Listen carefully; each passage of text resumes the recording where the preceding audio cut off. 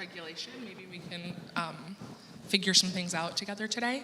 I'm going to briefly introduce my panelists here, and I have some questions for them, and then our hope is that they'll keep it pithy enough that we'll get to a Q&A from the audience as well. So as you're thinking about questions that you have, we'll try to leave some time at the end for that. But by way of introduction, I'm Katy Knight. I'm President and Executive Director at Siegel Family Endowment, which is a foundation focused on the impact of technology on society. And so, of course, that includes questions about AI and what it means for the future. I'm really excited to be joined by these esteemed panelists, starting far down here in my coordinated outfit with me, Erin Mote from EdSafe Alliance and InnovateEDU, Daaiyah, Bilal-Threats, who is from NEA, and Jose Munoz from Education Commission for the State, of the states or for the states? Of the states. Of the states. Good, but you're for the states too. We are for the states. I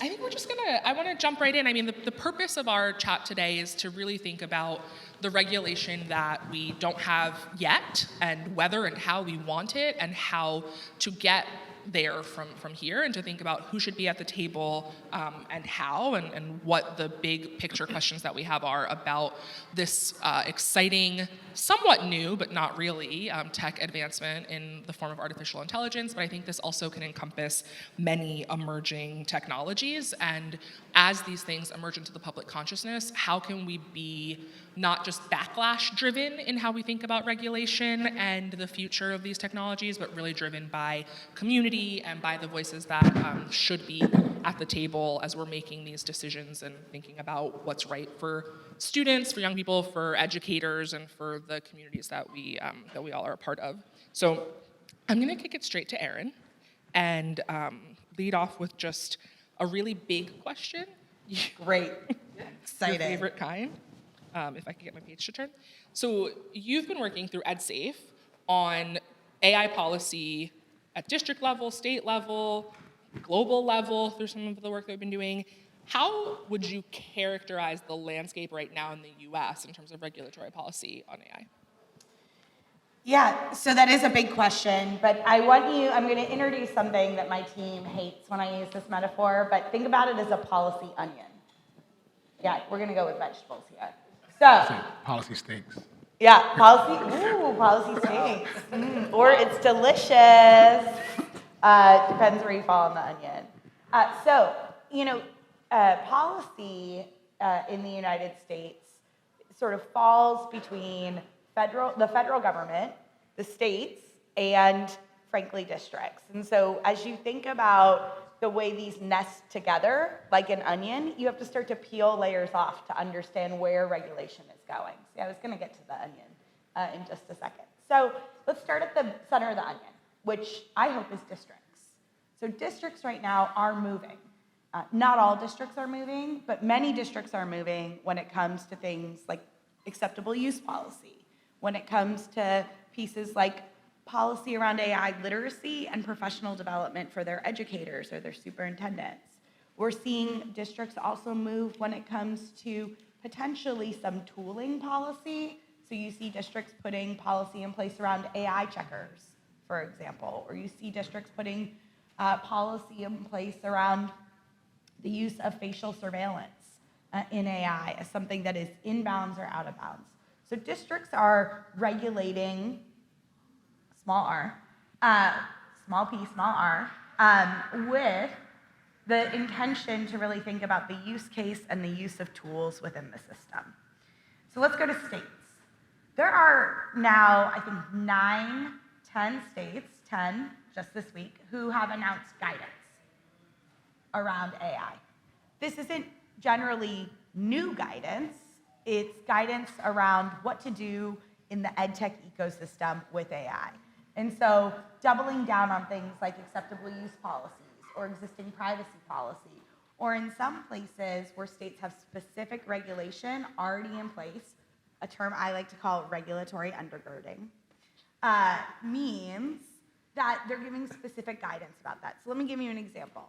In New York, it is against state law to use facial recognition technology in education. If you are doing that in New York at the state level, you are breaking the law. And they are being really clear that that's the case. And we have a pretty challenging patchwork of laws in this country, regulatory undergirding, when it comes to data privacy, cybersecurity, and frankly, a lot of our EdTech policy. And for the supply side, that's really hard to navigate. For industry, that's very difficult to navigate because there's this patchwork of laws. Let's talk about the federal level. The federal government actually has already come out with some policy. There's an AI Bill of Rights. How many of you have seen that? There is an executive order around AI. There is a set of policy making happening right now that includes things like, how does the federal government behave relative to AI? How do we think about talent in AI and building capacity within the federal government? So everybody's moving, but the pace at which they're moving and who they're making policy for is really different. And I want to give one caveat to this, which is there's a giant piece of regulatory undergirding that has emerged in the last 2 weeks, and that's around data privacy. There is massive movement on the Hill right now around data privacy. And if you don't think that's going to affect you, you're wrong if you're an EdTech vendor. Because I'm just going to tell you one thing that if it passes in its current form, and I actually don't think this will shift. My colleague Paul and I can fight about this later. But the age of consent moves from 13 to 17 for EdTech, for all tech, for tools. 13 to 17. As an EdTech vendor or someone who's building tools, maybe you've built a curriculum for high school and right now you don't check the birth date of a student who might be using that tool. If you don't in the future, you could technically be breaking the law. And so this movement is happening fast, and in our space, we need to be particularly attentive to the existing set of laws that exist, the existing regulatory fabric that we're already operating in, and when the data privacy or data security pieces move, understand that that's going to move AI regulation. I think that, thank you, is a really helpful overview.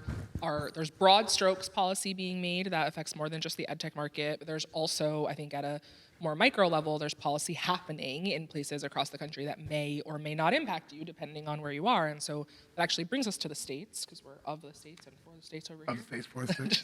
But Jose, like when you think about the state's role in this and what the state's role should be, and especially because they can be out ahead, especially of the federal government, what does that look like for you, and particularly as it pertains to supporting educators and being able to use these technologies if they want to?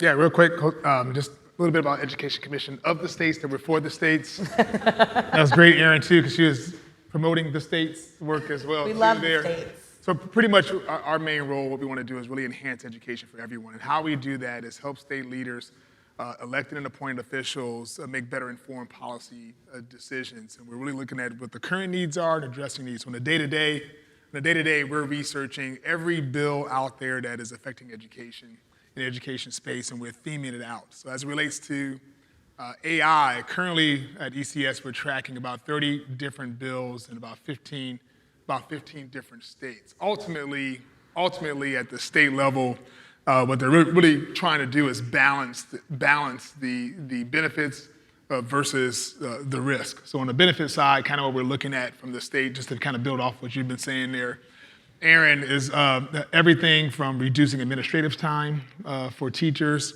adding to school safety. Now, there's some risk piece that they're trying to mitigate as well and regulate as well, such as school safety measures, such as making sure AI doesn't take the place of actually people. And there's a couple of states actually doing, California is one of them, that are looking to include directly teachers, which I'm sure you'll talk about. I'll try not to step on the toes there.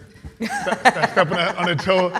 But overarching, it's like, okay, how are we going to adopt and integrate AI into our regular, the business side of schools? Because there's some, Nevada's is the one brave enough right now, if anybody here is from Nevada, but has the courage to look at funding formula in using AI, and it's really different at the measures that they're actually using, that everybody is watching to see how that works. And just mitigating those risks and really the fears that people have. My mom was a school teacher. I think AI would have definitely benefited her as I think about watching her prepare for facilitating a classroom. But you can't remove the human element, so that's not as huge of a fear. And I'll leave Daaiyah to talk about that. Well, I want to ask you one small thing. Are the states talking to each other in your experience? Yeah, so our big four functions, we research and report. So they have that information, and then we convene and counsel. So we bring states together at the multiple levels of policy making within the state to actually have these types of conversations within states and across states. And picking up to Jose's point about the folks that are being impacted and what we want to do with them, for them, how do you think educators, communities should be involved in creating policy around AI? Thanks, Katy, and thank you, Erin, as well as Jose, because you've named exactly, and you just said it, Katy, with them.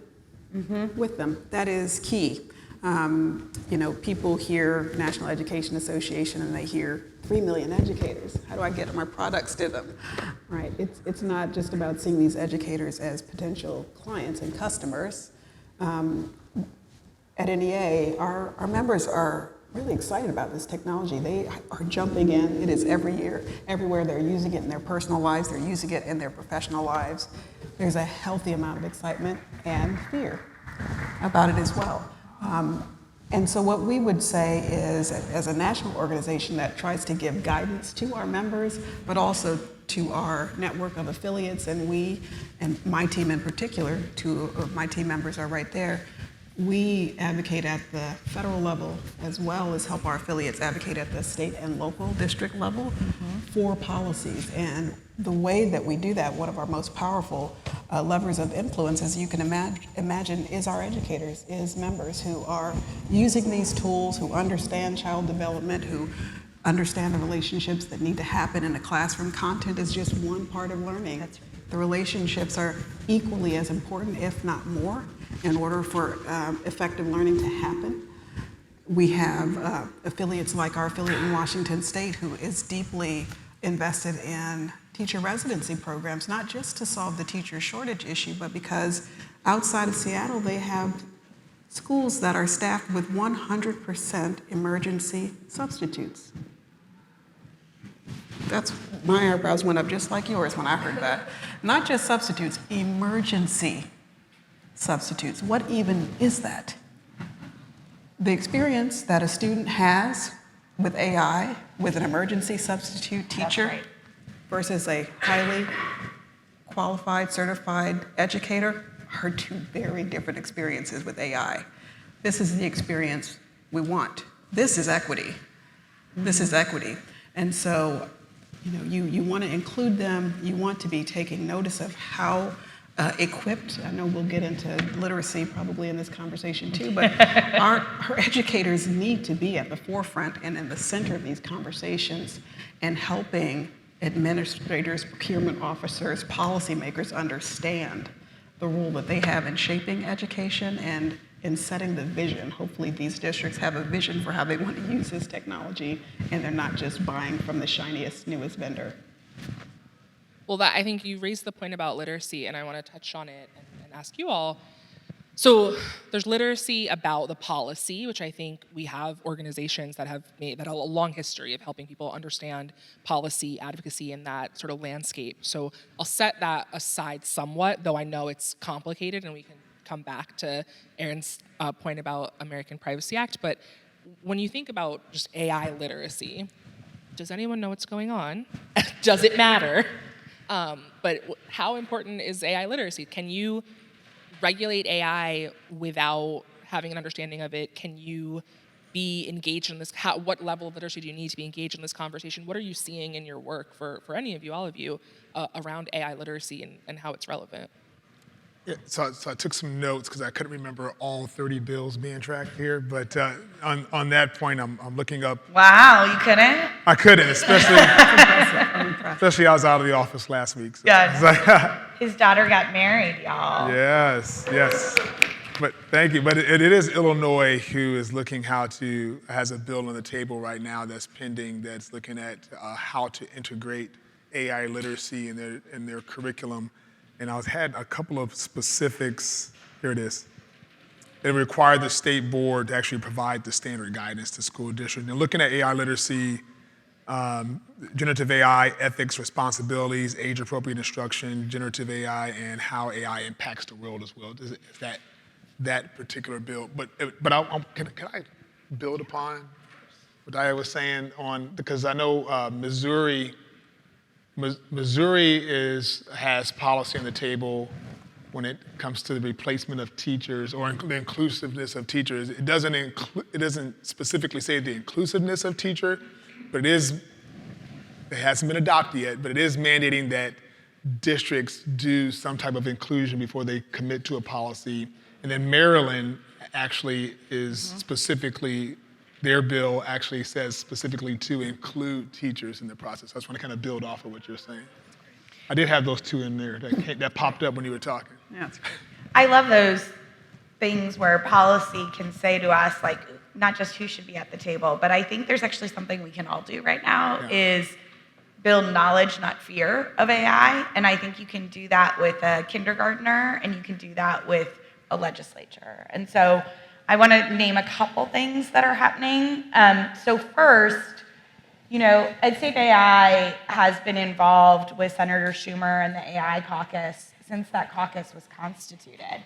And here's the thing I really appreciate about those members and their staff, which is also important, is they decided that before they were going to engage in regulation or policymaking, they were going to pull industry leaders together. They were going to learn themselves. They were going to have lunch and learns where they learned about different pieces of policy. And so now, if you hear Senator Schumer talk about AI, he knows what he's talking about, and his staff know what they're talking about. And so he really went in to build knowledge. And because I think he would say that if you regulate from a place of fear, you will never actually achieve what you want. And so if we regulate from a place of fear, or if we regulate from a place of peril, not promise, we're actually never going to realize the promise of AI.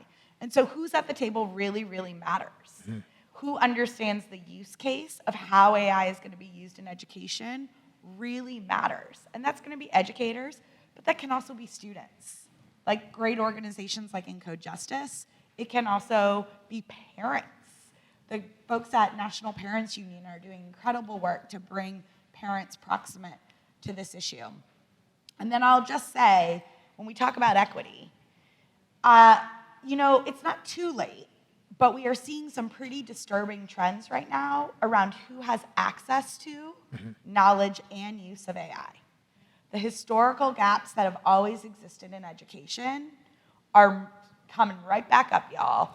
Yep. White college-educated men have the highest rate of knowledge and use. Women and folks in extreme urban or rural communities, lowest rate of knowledge and use.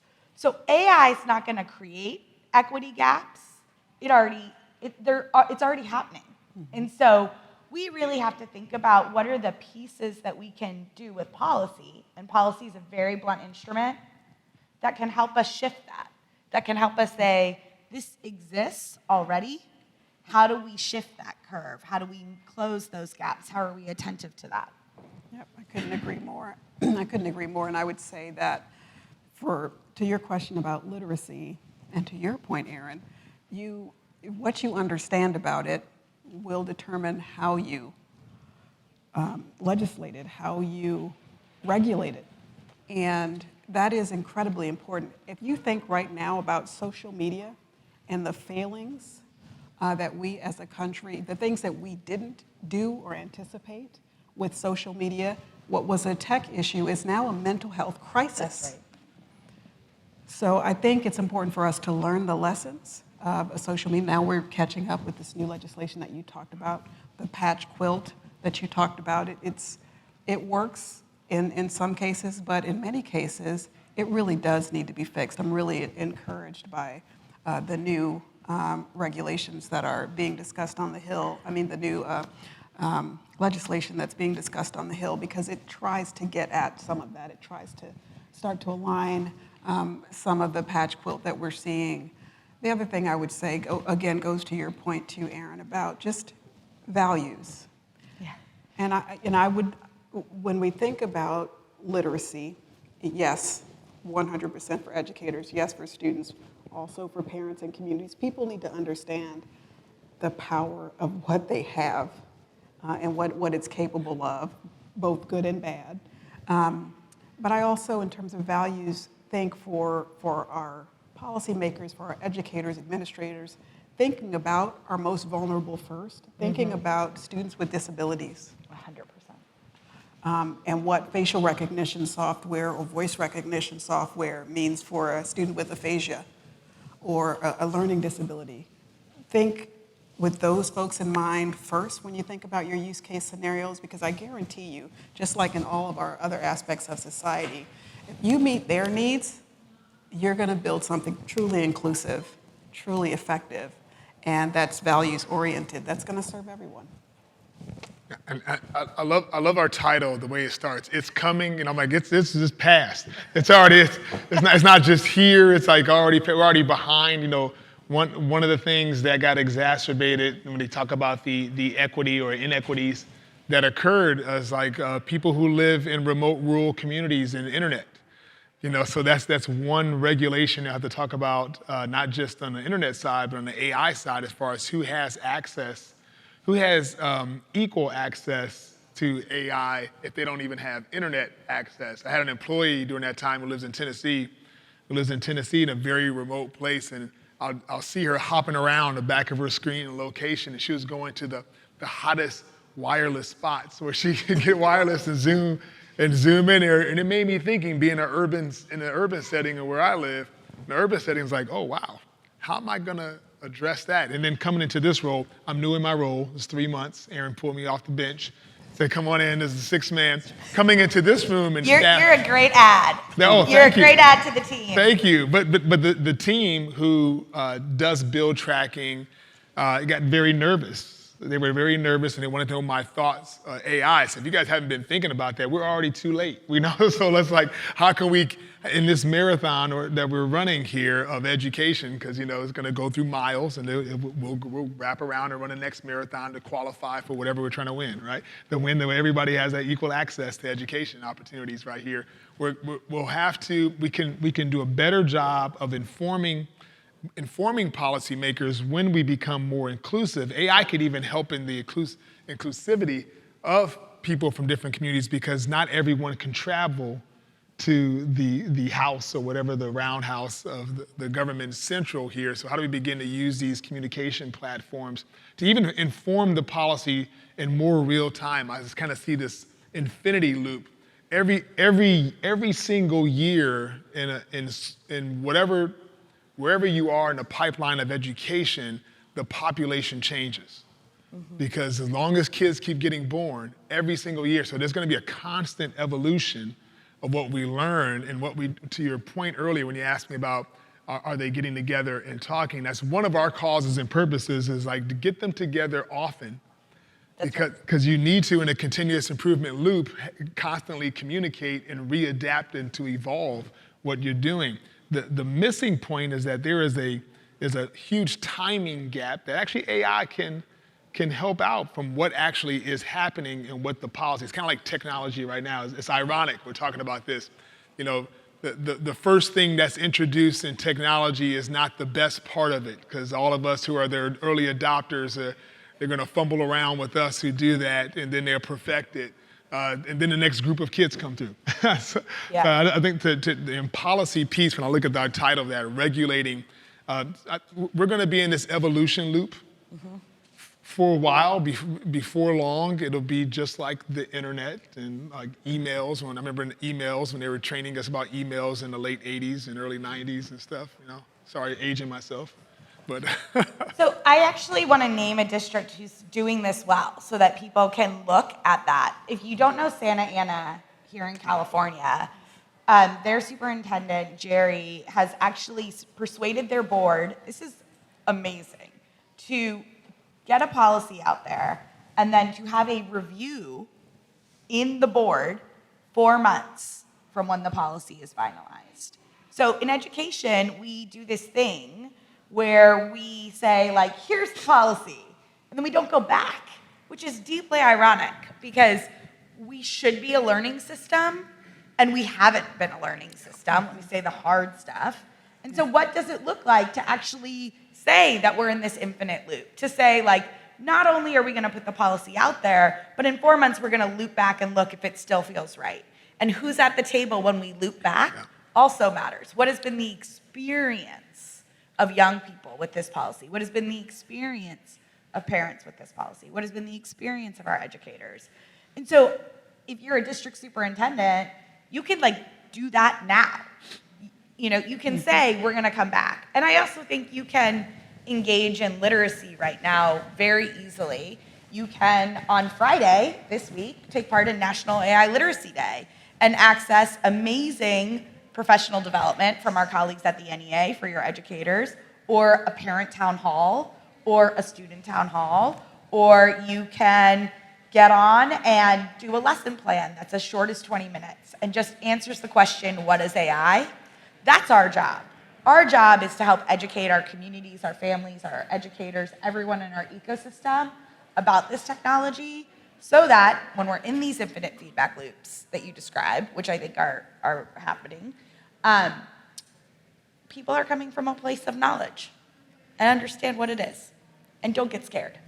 Well, and so much of this is not new, ultimately. I think I've been in tech for a while, and so the idea that regulatory arbitrage takes place, where tech companies love to exist in gray spaces that regulation hasn't touched yet, because those spaces are easier to innovate, they're easier to fail fast and break things in, and then you just get ahead of it, right? And things never catch up. So I think AI is an interesting moment of opportunity to potentially right some past wrongs or right some things that we've overlooked in past policy development. Because if everyone's looking at this anew, what are the issues like a lack of access in rural areas and also in urban areas? I call it the last 400-foot problem, because there's a ton of places that should have fiber to the home and don't. It's like, what are those opportunities that we have? Which, in the interest of leaving time for questions, I will smoothly segue into a last question from me, and then hopefully, if you all have some questions, we'll have a mic running around. But given this moment that we're in, pick your audience. It could be a district leader, a state leader, it could be a community leader.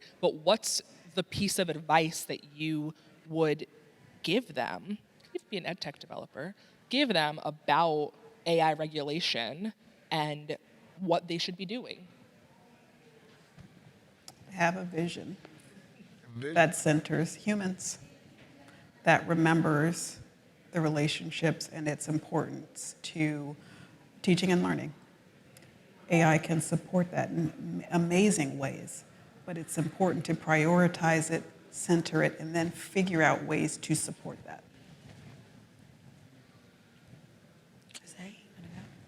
I'm meditating. Go ahead. Great. I'm going to cheat because Go ahead. I'm wearing the color of the day.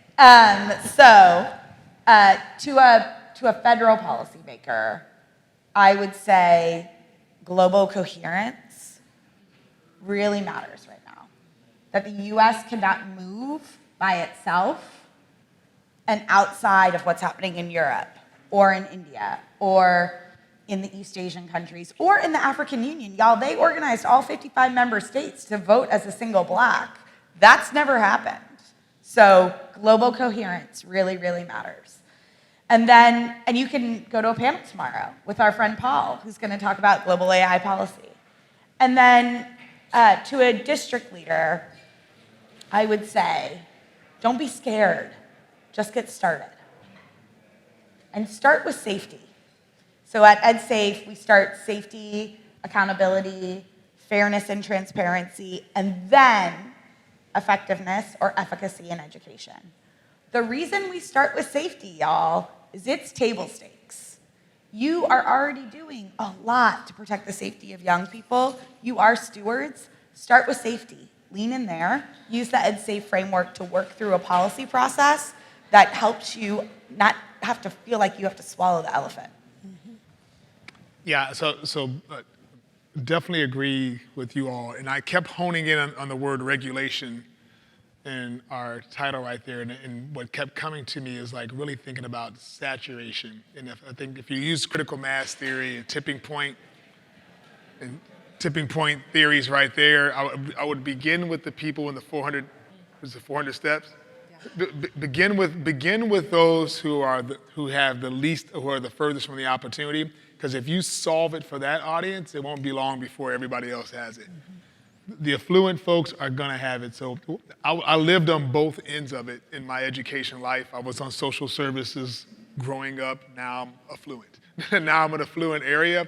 So what I've learned in my work and in my life is that if you begin with those who are furthest, if you could figure that out, it'll spread like wildfire. So I just thought saturation more than regulation, but I know there has some regulation that has to come with that. Questions from the audience? Raise your... We're totally breaking the GSV rules. So, just so you know. Are you seeing more regulation at the state level or at the federal level? Do you think we'll see more regulation at the state level or the federal level? Right now, I think we're seeing a lot of guidance and guardrails at the state level, and that's because I think in some ways they're waiting to see what's happening federally. So it's that I'm going to bring it back to the onion. I know you all are excited about that onion. They're sort of waiting to see what happens the layer above them. I think you're going to see, I would say that this administration's opinion is that they already have policy, and that's the executive order, and that is, the AI Bill of Rights, and that regulation will happen through and by those. And so I hope that answers your question. And it really, because like I said, we're tracking 30 bills right now in 15 states, and it goes to your don't live in fear, but knowledge. Knowledge. Yeah, have fear, but knowledge. They're really just trying to learn this before they make a mistake, because that's what gets them fired. So, but it also is a chance to, from the regulation side, for me, I'm kind of biased on the state level right now as far as they're looking. I understand why. You're foreign and of the states. Because I often hear, yes, they are waiting for what happens with the federal government. Then it's like, we don't want to deal with the federal government. We have some things right here in the states realm too. But I really just think that they're just trying to not make a huge mistake and unfold this carefully, which could be frustrating for Edtech business. Absolutely, yeah. I mean, I agree. I do think there's always more action at the state level. It happens faster, but the patch quilt approach, it's not sufficient for this. It is not. So I do hope that the feds can get their act together and get some national legislation. Yeah, I'll just also say one thing. We're working with the National Council of State Legislatures, and what they just said really resonates. They're really trying to learn and work together and not make a mistake. And not swing the pendulum too far between regulation and innovation. So I think folks are trying to hold these things at the same time and are trying to navigate a very complex system.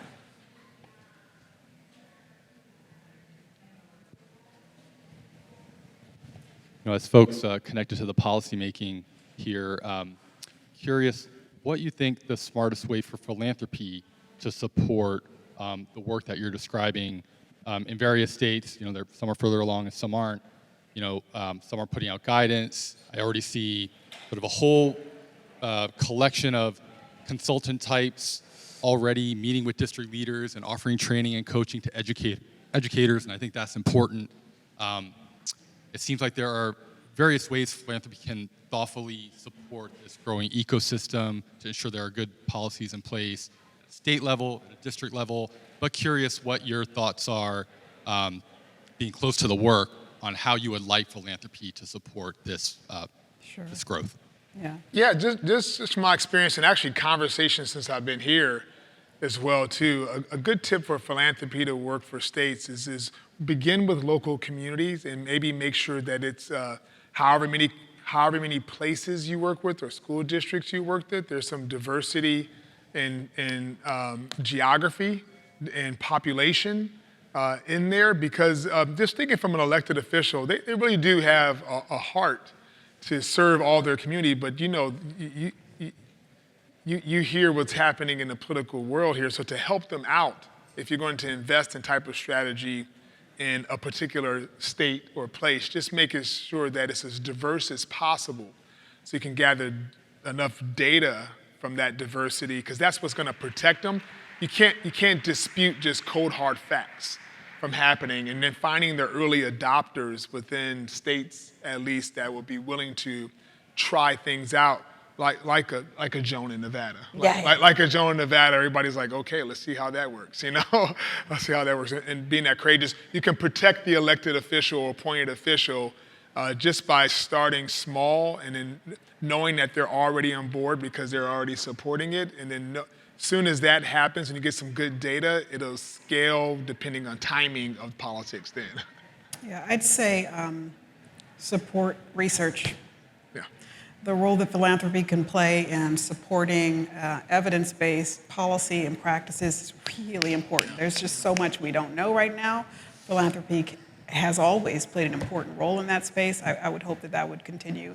And of course, and Katy, is the most conversant of all of us up here on this question. But I also think just the educational component of all this, not in the education system sense that we're talking about generally, but just literally helping people get literate about AI. And I will say, as a philanthropy, that piece of the AI literacy, but just thinking about these issues and how a lot of what we are hearing about AI is driven by press release hype cycles, because journalists actually don't know what's going on either. Yeah. And so one of the things that we actually have done in the last year is fund some education media to be able to talk about AI and be conversant with it in a real way, because otherwise we are just getting reporting on press releases, and that's not what we need to drive policy or any other decision making at any level. Yeah, I think philanthropy can de-risk the shift, create social license to innovate, right? And frankly, what we need right now in this space is places where people can come together and folks can be vulnerable and say, I have no idea, or I'm trying this, I'm not sure if it can work. What are you doing? How are you thinking about it? Joan, what kind of backlash did you get in Nevada, right? What did you not see? And so it's again, I'm sounding like a broken record, but it is a lot about knowledge and wisdom and community and keeping humans connected to each other, because policy is also made by humans. And so smart humans make smart policy. We hope. We hope. I know we're in our last minute, so if there's a rapid fire question, we can take it. Otherwise, I'll ask for any closing thoughts. Who wants the last word? Erin, you get the last word. Wow, that was a total throw under the bus.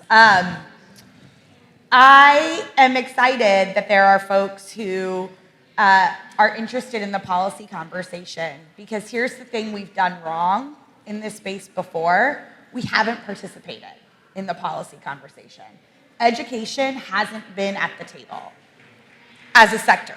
We haven't been speaking in one voice. We haven't been speaking in even a small set of voices. We've had the supply side separate from the demand side, separate from the educator side, separate from the parents and the students. We have a real opportunity here to knit an uncommon alliance. And so you see alliances of alliances come together. You see folks working together in uncommon ways. Our colleagues at Teach AI today just released some great policy principles that call out the EdSafe framework. And so that is different. So my hope is that we will participate, that we will pull a seat up to the table, hopefully a couple seats, and that we as a sector will act differently here. Because if we don't, policy will be done to us, not with us. It will not shovel the ramp, it will shovel the stairs. So there will be a whole group of kids who don't get up. So I challenge you to just grab a seat at the table. Thank you. Thank you all, our panelists. And Well done.